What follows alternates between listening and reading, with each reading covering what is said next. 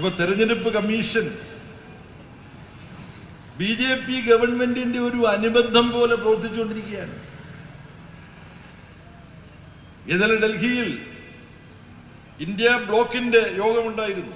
അത് പങ്കെടുത്തിട്ടാണ് ഞാൻ വരുന്നത്. രാത്രി ഉറക്കമൊക്കെ കളഞ്ഞ് ബോംബെ വഴി ഒരു വിധം ഇവിടെ എത്തിച്ചേർന്ന് സംസാരിച്ചുകൊണ്ടിരിക്കുന്നതിനിടയ്ക്ക് ഞാൻ ഉറങ്ങി വീണു പോകുമെന്നുള്ളത് എനിക്ക് അറിഞ്ഞുകൂടാ. അവിടെ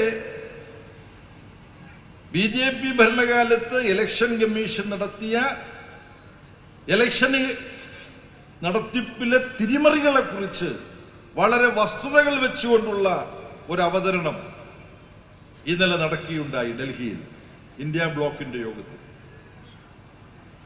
അവിടെ ജമ്മു കാശ്മീരിൽ നിന്നും ഫറൂഖ് അബ്ദുള്ള സാബ് ഉണ്ടായിരുന്നു.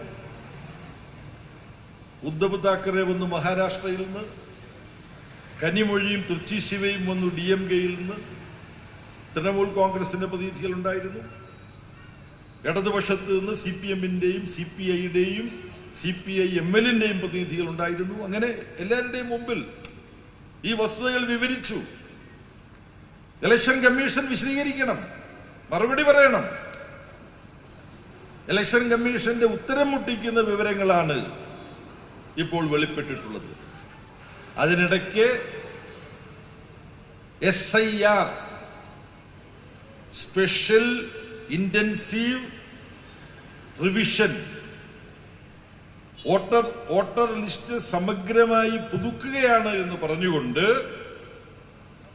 ഇലക്ഷൻ കമ്മീഷൻ ആവശ്യപ്പെടുന്ന ജനന സർട്ടിഫിക്കറ്റ്, അച്ഛന്റെ ജനന സർട്ടിഫിക്കറ്റ്, ഇങ്ങനെ ഓരോന്ന് ചോദിക്കുകയാണ് കുറെ ആളുകളോട്. അപ്പൊ കുറെ ആളുകളെ വോട്ടേഴ്സ് ലിസ്റ്റിൽ നിന്നും മുറിച്ച് മാറ്റാൻ വേണ്ടിയുള്ള ഒരു പദ്ധതി അത് ഇലക്ഷൻ കമ്മീഷൻ നടത്തുകയാണ്.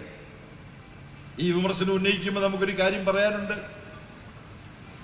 ഇങ്ങനൊരു SIR എന്ന് പറഞ്ഞുകൊണ്ട് വിപുലമായ ഒരു പദ്ധതി ഇലക്ഷൻ കമ്മീഷൻ നടപ്പാക്കാൻ ഉദ്ദേശിക്കുന്നുണ്ടെങ്കിൽ നമ്മുടെ രാജ്യത്ത് രാഷ്ട്രീയ പാർട്ടികൾ പ്രവർത്തിക്കുന്നുണ്ടെന്ന് ഇവർക്കറിയാമല്ലോ. ആ രാഷ്ട്രീയ പാർട്ടി പ്രതിനിധികളുടെ ഒരു യോഗം വിളിച്ചിട്ട് പറയാമല്ലോ, ഇതാ ഇന്ന കാരണങ്ങൾ കൊണ്ട് ഞങ്ങൾ ഇങ്ങനെ ചെയ്യാൻ പോകുന്നു. അങ്ങനല്ലേ സാധാരണ ചെയ്യുന്നത്. എങ്കിൽ ഇവിടെ രസം എന്താണെന്നറിയോ? രാഷ്ട്രീയ പാർട്ടി പ്രതിനിധികളുടെ പ്രത്യേക യോഗം ഈ ഇലക്ഷൻ കമ്മീഷൻ വിളിച്ചിരുന്നു. CPIM-നെ പ്രതിനിധാനം ചെയ്തുകൊണ്ട് ഞങ്ങൾ 3 പേര്, ഞാന്, പോളിറ്റ് ബ്യൂറോ അംഗം Nilotpal Basu, central secretariat member Muraleedharan, ഞങ്ങൾ 3 പേരും ഇലക്ഷൻ കമ്മീഷനുമായിട്ട് ഏതാണ്ട് 1.5 മണിക്കൂർ നേരെ സംസാരിച്ചു. അങ്ങനെ സംസാരിച്ചോ പുള്ളിക്കാരനെ പറഞ്ഞുകൂടായിരുന്നു. അതാണ്ട് പിന്നെ CPM-ന്റെ പ്രതിനിധികളോട് ഒരു കാര്യം പറയാനുണ്ട്, ഞങ്ങൾ ഇങ്ങനെ ചില കാര്യങ്ങൾ ആലോചിക്കുന്നുണ്ട്. അപ്പൊ നമ്മൾ അതിന്റെ വിശദാംശം ചോദിച്ചാല് അതിനെക്കുറിച്ച് ഇതൊന്നുമില്ല. നട്ടപ്രാണേ എന്ന് പറയില്ലേ നമ്മുടെ നാട്ടിൽ, പുറപ്പെട്ടിരിക്കുകയാണ് ഇങ്ങനൊരു പദ്ധതിയുമായി. അപ്പൊ അതിനെതിരായിട്ടുള്ള വലിയ പ്രക്ഷോഭം ബീഹാറിൽ തന്നെ ജൂലൈ 9-ാം തീയതി നമ്മുടെ അഖിലേന്ത്യാ പണിമുടക്ക്, തൊഴിലാളികളുടെ ജീവത്തായ ആവശ്യങ്ങൾ നേടാൻ വേണ്ടി നടത്തിയ അഖിലേന്ത്യാ തൊഴിലാളി പണിമുടക്കിന്റെ ദിവസം ബീഹാറിൽ മഹാഗഠബന്ധന്റെ നേതൃത്വത്തിൽ ബീഹാർ ബന്ധും വലിയ റാലിയുമായിരുന്നു. ആ റാലിയിൽ പങ്കെടുക്കാൻ ഞങ്ങളെല്ലാം പോയിരുന്നു. ഞാനും അവിടെ പോയി ഒരു പൊട്ട ഹിന്ദിയിൽ ഒരു പ്രസംഗം നടത്തി. അവിടെ അതേ പറ്റുള്ളൂ ബീഹാറിൽ. അപ്പൊ നമ്മൾ ഈ പ്രശ്നം ഏറ്റെടുത്തുകൊണ്ട് വലിയൊരു പോരാട്ടത്തിലാണ്. CPIM-ന്റെ 24-ാം പാർട്ടി കോൺഗ്രസ് മധുരയിൽ ചേർന്ന് ഒരു നിരീക്ഷണം നടത്തിയിട്ടുണ്ട്. നരേന്ദ്രമോദി ഗവൺമെന്റ് അതിന്റെ ഭരണത്തിൽ ചില പുതു ഫാസിസ്റ്റ് നയങ്ങൾ പ്രാവർത്തികമാക്കുന്നു, അതിന്റെ ലക്ഷണങ്ങൾ വരുന്നു. ഒന്നെന്താണ്? ഈ തെരഞ്ഞെടുപ്പാകെ കുറ്റമറ്റ വിധത്തിൽ നടത്തുന്നതിനുള്ള ഇലക്ഷൻ കമ്മീഷൻ, ആ ഇലക്ഷൻ കമ്മീഷൻ അംഗങ്ങളെ തെരഞ്ഞെടുക്കുന്നത് സംബന്ധിച്ച് സുപ്രീം കോടതി ഒരു കാര്യം പറഞ്ഞു. എന്താ സുപ്രീം കോടതി പറഞ്ഞത്? 3 പേരടങ്ങുന്ന സമിതി വേണം ഇലക്ഷൻ കമ്മീഷൻ എന്ന് പറയുന്ന ഭരണഘടനാ സ്ഥാപനത്തിൽ ആരൊക്കെയാണ് ഇരിക്കേണ്ടതെന്ന് തീരുമാനിക്കാൻ. 3 അംഗങ്ങൾ, 3 അംഗ സമിതി, തെരഞ്ഞെടുപ്പ് കമ്മീഷൻ ചെയർമാനെയും അംഗങ്ങളെയും തിരഞ്ഞെടുക്കാനുള്ള സമിതിയിൽ പ്രധാനമന്ത്രി അധ്യക്ഷനായിരിക്കും, പ്രതിപക്ഷ നേതാവ് ഉണ്ടായിരിക്കണം, പിന്നെ സുപ്രീം കോടതിയുടെ ചീഫ് ജസ്റ്റിസ് അംഗം. അപ്പോൾ പ്രധാനമന്ത്രിയും പ്രതിപക്ഷ നേതാവും തമ്മിൽ ഏതെങ്കിലും ഒരു അംഗത്തെക്കുറിച്ച് അത് വേണോ വേണ്ടയോ എന്നുള്ള തർക്കം വരുമ്പോൾ ജുഡീഷ്യസ് ആയിട്ടുള്ള നീതിപരവും നിയമപരവുമായിട്ട് അഭിപ്രായം ചീഫ് ജസ്റ്റിസിന് പറയാം. ഇത് പ്രധാനമന്ത്രി പറഞ്ഞതാണ് ശരി, നിങ്ങൾ ആവശ്യമില്ലാതെ തർക്കിക്കണ്ട എന്ന് പ്രതിപക്ഷ നേതാവിനോട് പറയാം. അല്ലെങ്കിൽ അല്ല, പ്രതിപക്ഷ നേതാവ് പറയുന്നത് കുറച്ച് ഗൗരവമുള്ള ഒരു വിഷയമാണ്. അപ്പൊ നിങ്ങൾ പറഞ്ഞ പേരിന് പകരം വേറെ ഏതെങ്കിലും പേര് നിങ്ങൾ പറയൂ. അങ്ങനെ ഒരു തീരുമാനമെടുക്കാൻ സാധ്യതയുണ്ടായിരുന്നു. സുപ്രീം കോടതിയാണ് പറഞ്ഞത്. ഭരണഘടനാ സ്ഥാപനമായ ഇലക്ഷൻ കമ്മീഷൻ ഓഫ് ഇന്ത്യയുടെ അംഗങ്ങളെ ചെയർമാൻ ഇങ്ങനെ വേണം തിരഞ്ഞെടുക്കാൻ.